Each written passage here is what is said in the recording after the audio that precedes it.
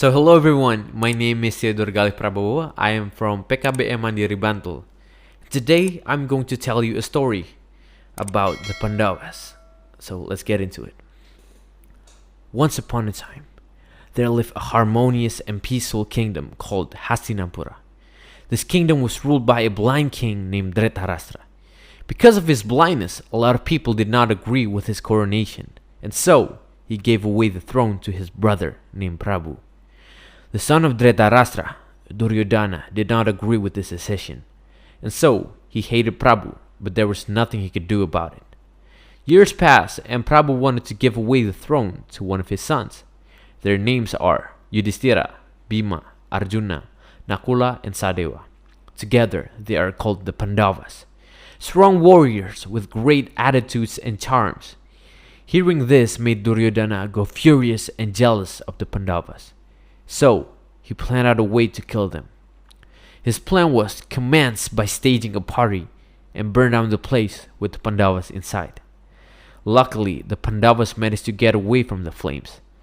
The Pandavas then figured out that Dhritarashtra was the one who tried to kill them.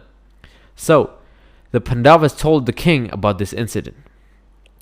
The king then gave land far away to the Pandavas so that they can live safely without any interruptions. A few years passed. The Pandavas has built a city out of the land, and it eventually became a magnificent and prosperous land called Indraprastha. Dhritarashtra, who found out about the city, once again became furious and jealous. He then concocted a plan to seize Indraprastha and overthrow the Pandavas. In the end, Yudhishthira and his brothers were successfully defeated, and as punishment, they have to undergo 12 years exile. While in the exile, the Pandavas set out a plan to take revenge for the shame that Duryodhana and his brothers have caused to them, which eventually triggers a great war between the Pandavas and the Kauravas. The great battle began. It was a fierce battle that lasted for 18 days. The Pandavas and the Kauravas both have great knights and strong armies. After finding most of his troops defeated, Duryodhana fearfully fled to the forest and disappeared, led the Hastinapura's camp leaderless, and abandoned the remaining armies.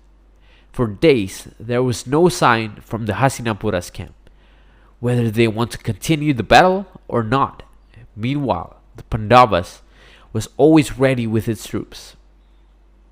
A few weeks passed. Duryodhana's soldier opted to surrender to the Pandavas. But not long after, Duryodhana returned from the forest. He admitted that he was hiding and that he was given the chance to choose one of the Pandavas for a trial by combat.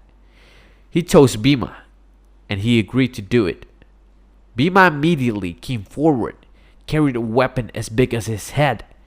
Bhima and Duryodhana faced off in a very intense duel, rendering both of them exhausted. But Bhima, with all of his power, managed to take down Duryodhana and killed him. So, the moral of the story. From this story, we can learn that envy is not the answer to obtain what we want. Instead, destruction and hatred will come and ruin relationships and brotherhood. There is a famous saying, "He who envies others does not obtain a peace of mind." That quote teaches us to respect what we have and what others have. Therefore, we can have peace in this world. My name is Theodore Galih P, and I hope you enjoyed my story. Thank you very much.